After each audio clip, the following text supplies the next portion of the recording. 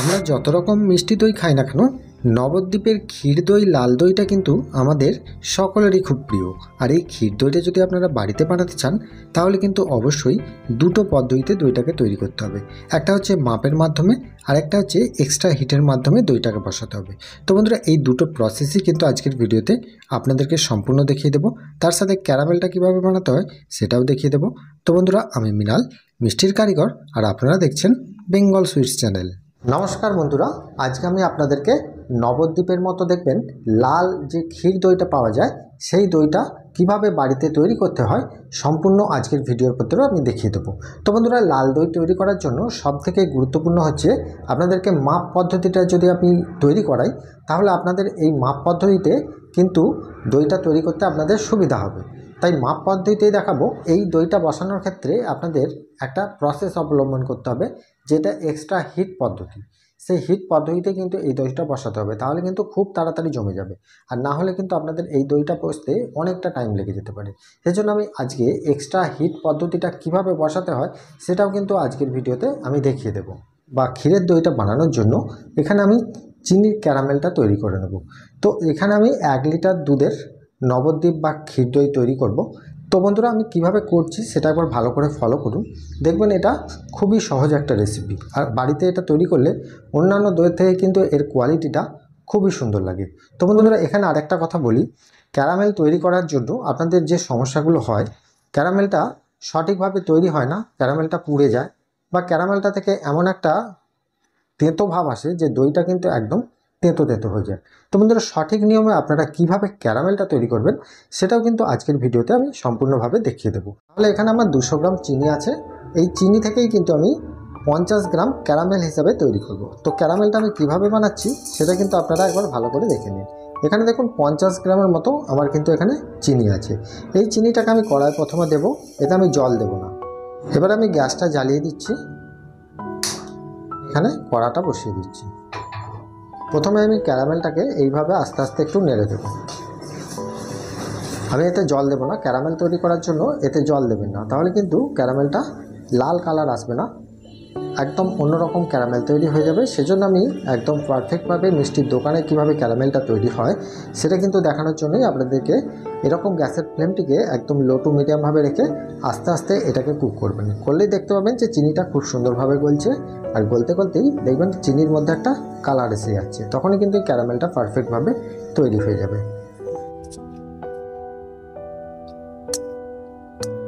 এই পর্যায়ে গ্যাসের ফ্লেমটিকে অবশ্যই আপনারা লো টু মিডিয়ামভাবে রাখবেন, কারণ ক্যারামেল তৈরি করার সময় খুব জোরে কিন্তু আঁচ দিয়ে দিলে এটা কিন্তু পুড়ে যেতে পারে। আর ক্যারামেলটা যখন দেখবেন এইরকম উপর থেকে একটা ফেনার সৃষ্টি হচ্ছে, তখনই জানবেন ক্যারামেলটা কিন্তু পারফেক্ট তৈরি হয়ে গেছে। এরপরে কিন্তু আর বেশিক্ষণ আপনারা জাল দেবেন না।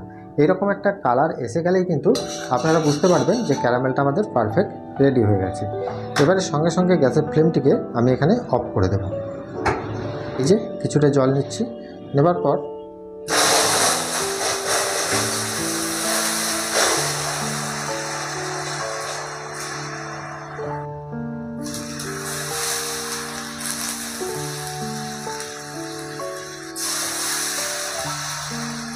এই ক্যারামেলটাকে এইভাবে একটু ভালো করে নেড়ে দেবেন, তাহলে কিন্তু এটা সম্পূর্ণ জলের সাথে মিশে যাবে। তো বন্ধুরা, এখানে আমি বলে রাখি যে আপনারা এই যে আমি জলটা দিলাম, এই জলের পরিবর্তে কখনো আপনারা ক্যারামেলের ভেতরে দুধটা দিতে যাবেন না। তাহলে কী হবে, যে পরিমাণ দুধটা আপনারা ক্যারামেলের মধ্যে দেবেন সেই পরিমাণ দুধটা কিন্তু কেটে যাবার সম্ভাবনা 90% থাকে।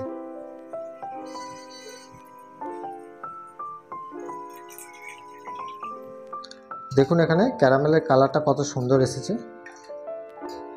এই রকম ক্যারামেলটা তৈরি করে আপনারা বাড়িতেও কিন্তু অনেক দিন সংরক্ষণ করে রেখে দিতে পারেন ফ্রিজে। পরপর যখন আপনারা দই করবেন তখন এই ক্যারামেলটা ব্যবহার করতে পারবেন। ক্যারামেলটা তৈরি করে নেওয়ার পর এবার আমি এখানে 1 লিটার দুধের লাল দইটা ক্ষীর দইটা করব, সেজন্য আমি এখানে 1 লিটার দুধ নিয়েছি। এই দেখুন 1 লিটার দুধ আমার এখানে আছে। 1 লিটার দুধ, আমি এটা গরুর দুধ নিয়েছি, আপনারা চাইলে যে কোনো প্যাকেটজাত দুধও নিতে পারেন। তো বন্ধুরা, এইবারে আমি দেখুন এই দুধটার মধ্যে আমি কিভাবে মাপ সিস্টেম করে কিভাবে মাপটা করব বা কতটা দুধটা ফুটিয়ে মারবো, এই যে মাপ সিস্টেমটার কথা আমি বলছি। তো বন্ধুরা, মাপ সিস্টেমটা একটাই জিনিস, যেটা হচ্ছে দুধটাকে কতটা ফুটিয়ে মারতে হবে সেটাই কিন্তু নির্ভর করছে। যে আমি 1 লিটার দুধকে যদি আমি 500 ml ফুটিয়ে মারি, সেই জন্য ওই 500 ml এর একটা মাপ নিয়ে নিতে হবে। তাহলে কি হবে যে আপনাদের সুবিধা হবে যে ফোটাতে হবে বা কতক্ষণ ফোটালে 500 ml মরবে, এরকম একটা আপনাদের মাথার মধ্যে টেনশন থাকবে। সেই জন্য যদি আপনারা একটা মাপের মধ্যে করে নিতে পারেন, তাহলে দেখবেন যে এই রকম মাপটা এসে গেলেই আপনারা বুঝতে পারবেন যে এটা 500 ml দুধ কিন্তু ফুটে মরে গেছে। তো এই সুবিধাটার জন্যই কিন্তু আমি আপনাদেরকে এই মাপ পদ্ধতিতে দইটা করে দেখাচ্ছি। তো মাপ পদ্ধতিতে দই করলে আপনাদের দইটা করতে যেমন সুবিধা হবে, আর দইয়ের কোয়ালিটিটাও খুব মেনটেন করে খুব সুন্দরভাবে তৈরি হবে। তো বন্ধুরা দেখুন, আমি এখানে 1 লিটার দুধকে কিভাবে মাপের মধ্যে নিয়ে আসছি সেটা একবার ভালো করে দেখুন। খুন্তি, স্কেল অথবা চাটু এই ধরনের কিছু একটা নেবেন। নেবার পর এরকম একটা গার্ডার, এই যে এই ধরনের গার্ডার নেবেন, অথবা আপনাদের বাড়িতে যদি সুতো থাকে সুতো নেবেন। এখন যেহেতু আমার কাছে সুতোটা নেই, সেজন্য আমি আপনাদেরকে গার্ডার দিয়ে কিভাবে মাপ পদ্ধতিটা করতে হয় সেটা দেখিয়ে দিচ্ছি। আপনারা চাইলে এই গার্ডারের পরিবর্তে সুতো ব্যবহার করেও এটা করতে পারবেন। তো বন্ধুরা দেখুন, এবারে আমি এই গার্ডারটা এইভাবে খুন্তির পেছন দিকে জড়িয়ে দিলাম। জড়িয়ে দেওয়ার পর এটা আমার রেডি হয়ে গেল। এবারে আমি দুধটাকে কড়ায় ঢালবো। এই 1 লিটার দুধকে আমি কড়াই দিয়ে দিলাম। এবারে দেখুন, এখানে আমি 1 লিটার দুধকে আমি 500 গ্রাম ফুটিয়ে মারবো। সেজন্য এখানে যেহেতু 1 লিটার দুধ আছে, আর এই যে আমার একটা কাপ দেখতে পাচ্ছেন, এটা কিন্তু আমার 250 ml এর কাপ। সেজন্য আমি এখান থেকে 250 দুবার, মানে 500 ml দুধ আমি এখান থেকে তুলে তারপরে কিন্তু মাপটা নেব। এই যে দেখুন 250 ml তুলে নিলাম। এখানে আরও 250 গ্রাম তুলে নিলাম। এই যে 1 লিটার দুধকে আমি দুটো ভাগ করে নিলাম। এটা আছে 500 ml আর এটাতেও আছে 500 ml। তো বন্ধুরা, এই যে আমি এই খুন্তিটাকে প্রথমে আমি এই যে কড়ার যে মিডিলে দুধটা আছে, সেই দুধের মিডিলে কিন্তু আমি বসিয়ে দেব।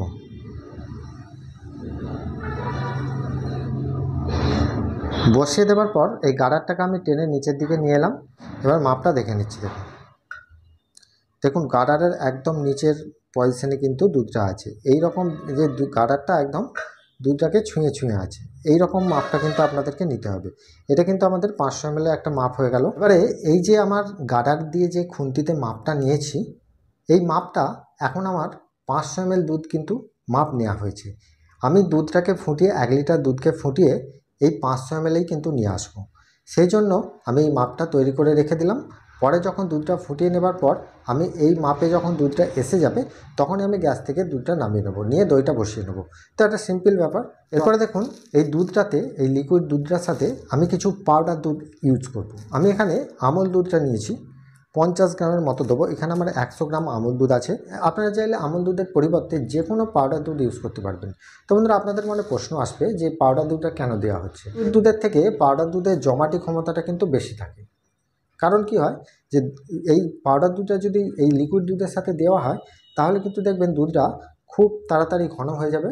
আর দইটা যখন বসবেন, যে খুব সুন্দর একটা টাইট ভাব আসবে, মানে একটা শক্ত, মানে চামচে করে যখন কাটবেন তখন দেখতে পাবেন যে দইটা একদম খুব সন্দেশের মতো একদম শক্ত চাপ হয়ে যায় পাউডার দুধটার কারণে। সেই জন্য পাউডার দুধটা আমি 1 লিটার দুধের জন্য 50 গ্রাম এখানে আমি দিয়ে দেবো। এবারে দেখুন, এই যে 500 ml দুধটা আমি তুলে রেখেছিলাম, এটাও কিন্তু আমি এর সাথে দিয়ে দিলাম।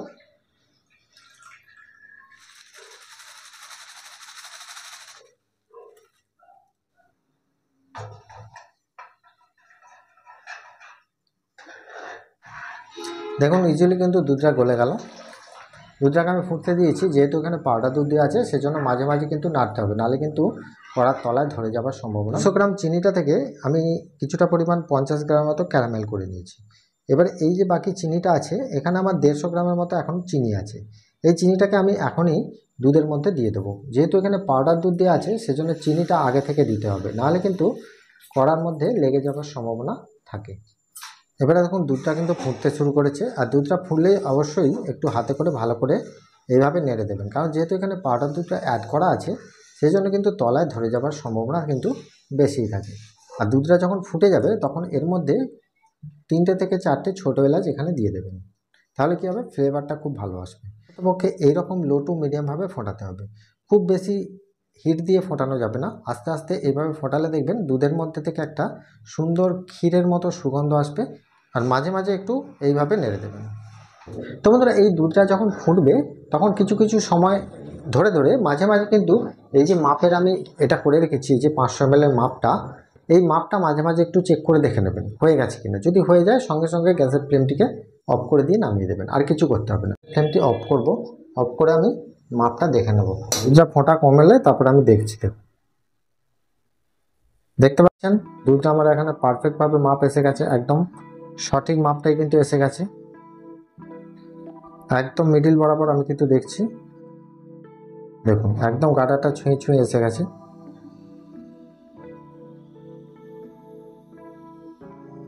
তাহলে এখানে দইটা আমার পারফেক্টভাবে দুধটা রেডি হয়ে গেছে।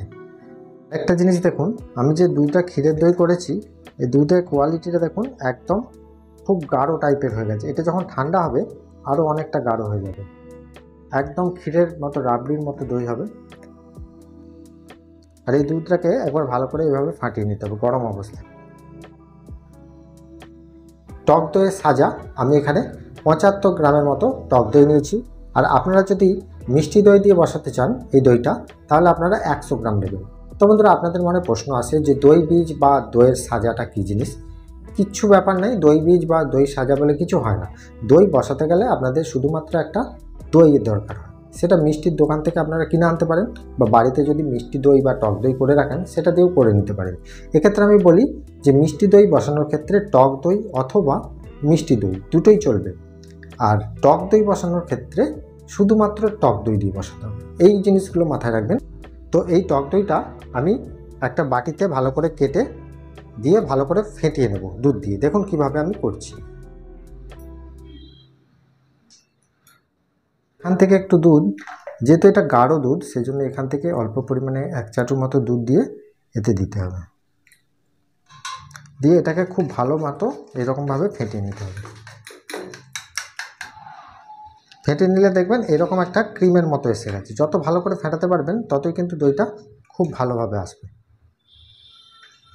দেখুন এখানে করে নেওয়ার পর আমি এখানে একটা যে এক্সট্রা হিট পদ্ধতি আপনাদেরকে দেখাবো, সেই এক্সট্রা হিট পদ্ধতিটা করার জন্য আপনাদেরকে আমি এখানে একটা কড়া নিয়ে নিচ্ছি। তো বন্ধুরা এই দইটা বসানোর জন্য আপনাদেরকে একটা স্টেপ ফলো করতে হবে, যে স্টেপটা সাধারণত নর্মালভাবে আমরা যে দইটা বসাই সেইভাবে কিন্তু এই দইটা বসানো যাবে না।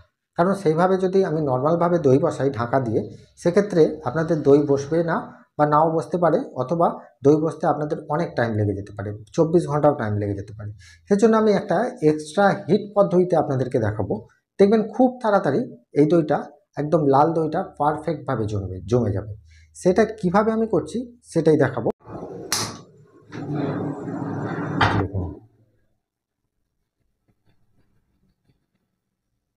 আমি অল্প করে একটু নুন দিলাম, দেওয়ার পর নুনটাকে আমি ভালো করে কড়ার মধ্যে দিয়ে দিলাম, ভালো করে হিট করে নেব। আর এটা যতক্ষণ হিট হচ্ছে ততক্ষণ আমি টক দইটা আরেকবার ভালো করে ফেটিয়ে নেব। দেখুন দুধটা অনেকটাই কিন্তু নর্মাল দুধের থেকে অনেকটাই গাঢ় দুধ। দেখতে পাচ্ছেন ওপরে কত সুন্দর সর জমে গেছে, একদম খুব গাঢ় দুধ হয়েছে। কিন্তু আমি 500 গ্রামের একটা ভাঁড় নিয়েছি। আর এই ভাঁড়টিকে আপনারা যখন দই বসাবেন ভাঁড়টিকে কখনোই ধোবেন না। ধুয়ে নিলে কী হবে, এই ভাঁড়ের ভেতরে অতিরিক্ত জল ধরে নেওয়ার কারণে দই বসতে আপনাদের অনেক সমস্যা হতে পারে। এই নুনটা যখন প্রিহিট হচ্ছে সেই সময় আমি এখানে এই যে 500 গ্রামের যে ভাঁড়টা আমি ভালো করে মুছে পরিষ্কার করে নিয়েছি, ধুইনি কিন্তু পরিষ্কার করে নিয়ে এইখানে আমি বসিয়ে দিলাম। আরও একটা কি দুটো ভাঁড় আমি বসিয়ে রাখছি, যদি হয়ে যায়। আমি এইভাবে ভাতটা বসিয়ে, ভাতটাও কিন্তু আমার গরম হয়ে যাবে। এবারে দেখুন এখানে আমি দুধটা দেখব যে কতটা গরম আছে। এখানে সাধারণত দইটা বসানোর জন্য আমাদেরকে হাত ছোঁয়া গরম অবস্থায় কিন্তু দুধটাকে, এখানে দেখুন দুধটা কিন্তু খুব গাঢ় আছে, সেজন্যই কিন্তু এই এক্সট্রা হিটটা দিতে হচ্ছে। নাহলে কিন্তু দই বসতে আপনাদের অনেকটাই টাইম লেগে যেতে পারে। সেজন্য আমি এক্সট্রা হিটটা দিয়ে খুব তাড়াতাড়ি দইটাকে বসিয়ে নেব।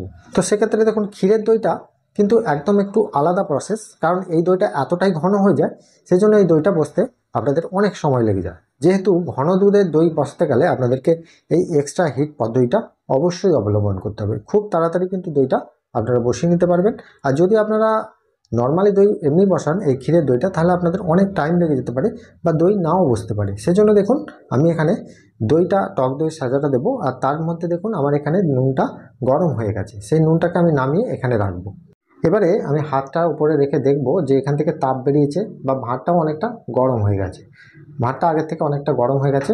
তখন আমি এটাকে সরিয়ে গামলার ওপরে কিন্তু বসাবেন, কারণ গরম কাপড়টা ওই কড়াটার মধ্যে থেকে এই কাপড়টা পুড়ে যেতে পারে। সেজন্য আমি এখানে একটা গামলা দিয়েছি, ছোট স্টিলের গামলা, তার উপরে কিন্তু আমি এখানে এটাকে বসিয়ে দেবো। এবারে এই গরমটাকে ধরে রাখার জন্য আমি এর উপর থেকে একটা ঢাকা দিয়ে রাখছি, ততক্ষণ আমি দইয়ের সাজাটা রেডি করব। এই ঢাকাটা আমি এখন দিয়ে রাখলাম। এখানে দেখে নেব যে কতটা গরম আছে।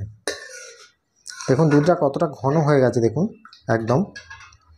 এবার আঙুল ডুবিয়ে দেখছি যে এটা আমার হাত ছোঁয়া গরম অবস্থায় এসে গেছে। আঙুলটা ডুবিয়ে আমি রাখতে পারছি, এটা ঘন হয়েছে। এবার আঙুল ডুবিয়ে দিচ্ছি, তো কতটা ঘন দেখতে পাচ্ছেন, একদম গাঢ় দুধ, একদম যাকে বলে এটা একদম ক্ষীরের দই হবে। এরকম স্ট্রাকচারটা কিন্তু আপনাদেরকে আনতে হবে দুধের। এই টক দইটাকে ভালো করে ফেটিয়ে নেওয়ার পর আমি যথারীতি এতে দিয়ে দিচ্ছি।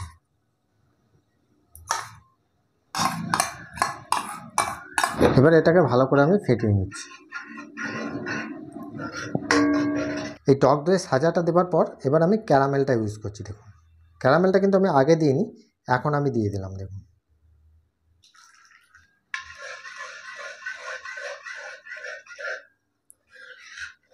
আর ক্যারামেলটা দেওয়ার পর এই গরম ভাঁড়গুলোতে আমি কিন্তু এবার এটা দিয়ে দিচ্ছি।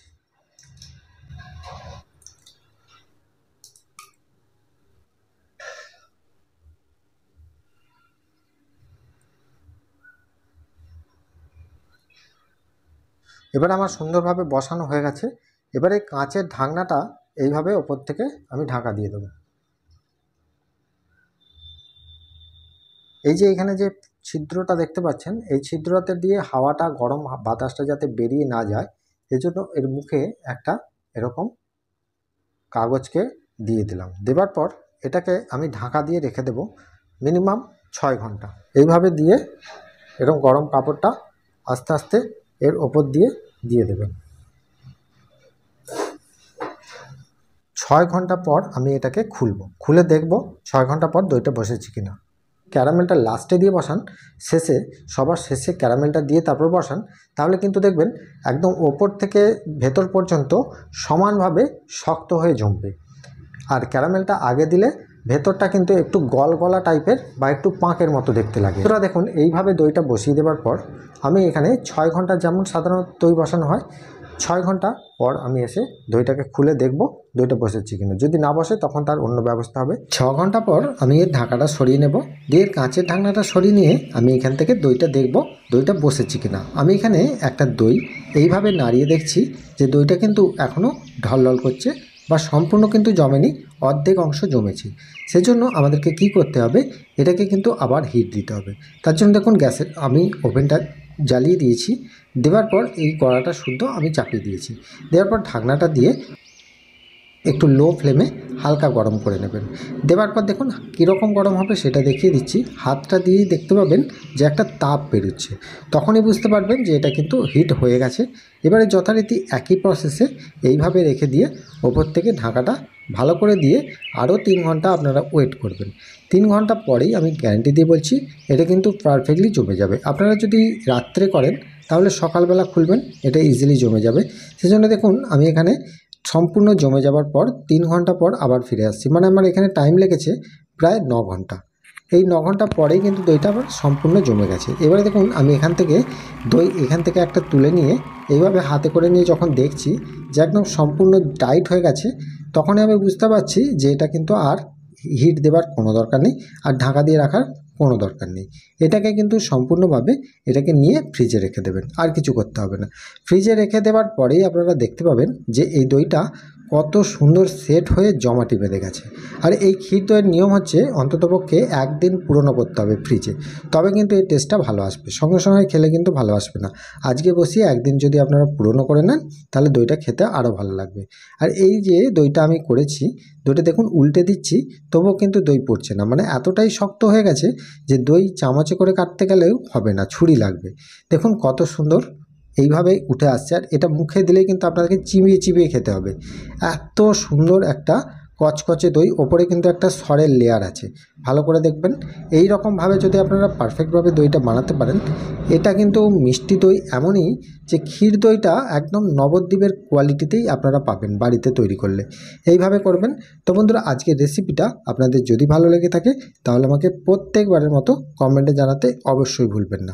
ভালো থাকবেন, সুস্থ থাকবেন। দেখা হবে আবার অন্য কোনো মিষ্টির রেসিপি নিয়ে। নমস্কার।